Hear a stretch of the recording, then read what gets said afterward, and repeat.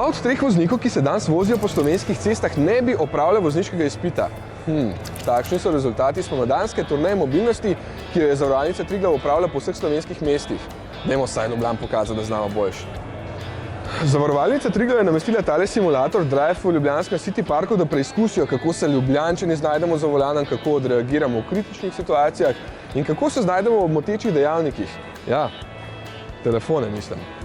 V Zavarovalnici Triglav seveda postavljamo varnost in odgovornost na prvo mesto našega delovanja in to tudi udejanjamo skozi svoje sodelovanje v akcijah. Turneja mobilnosti je aktivnost, ki jo v Zavarovalnici Triglav izvajamo v sklopu akcije Skupaj za prometno varnost. In sicer z njo skušamo ljudi ozaveščati o pomenu varnosti, o pomenu znanja, o cestnih predpisih ter o tudi drugih zakonitostih v prometu. S pomočjo Drive simulatorja pa želimo udeležencem predvsem pokazati, kakšne nevarnosti prežijo vse na nas v realnem prometu. Vožnjo v Drive simulatorju lahko odvozijo v virtualnem varnem okolju in iz tega tudi se nekaj naučijo. Praviloma izkušeni vozniki nimajo napak. Zgodi se pa situacija.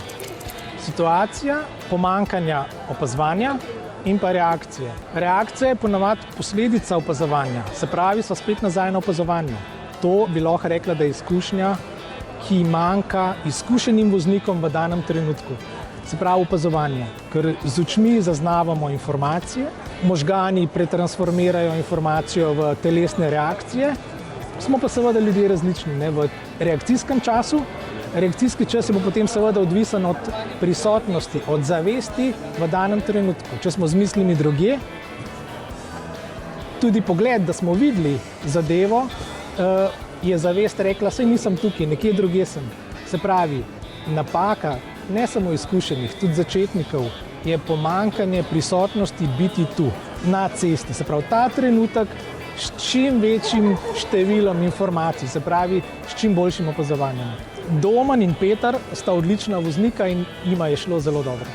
Vidi se, da delata veliko kilometrov, dinamične oči, opazovanje odlično, reakcije odlične, skoraj vzorčni primerek. Skoraj. Telefon uporabljam med vožnjo, vendar prostoročno, tako da telefon je vedno v nekem žepku zadaj zataknjen, ker drugače gre vse malo različno. Je kaj naredim, če nekdo pokliče, pritisnem tipko na volano in se javim. Nekako sem uspel gledati okolico, uspel sem upoštevati tisto, prvi poglej špegu, dej žmigoc, poj pa šele pritisnem na bremzo, tako da nekako v redu, ampak seveda hitrost je bil pa tisti glavni krivec za mojo nedobro oceno. Danes na simulatorju mi je šlo kar v redu, v bistvu do zadnjega izziva, ko sem se eno zaletel v uri. Ja, v bistvu meni je dober, zato ker je nekdo zraven in te opomne, na katere stvari ti na cesti. Nič ne gledaš, da te spomni, kjer vse nevarnosti v bistvu pretijo, da nisi samo ti na cesti in pa avto pred tabo, da mu lepo slediš, ampak da nekdo skoči z leve, nekdo skoči z desne, rešilc se ti približa od zadaj, motorist prehteva škarje od spredaj in da postaneš pozoren na več stvari. Ok, mi bomo šli za eno dirko, da vidimo, kdo ima večja Sam leteti pa še ne upam z velikanke, tako da imamo kakšna navodila? Varno za volanom. To mi rečemo. Okay. Simulator je seveda namenjen vam, zato ga le preizkusite. Že naslednji petek bo v Krškem, 8. novembra v Kopru, 13. in 14. novembra pa v Triglav Labu v Ljubljani.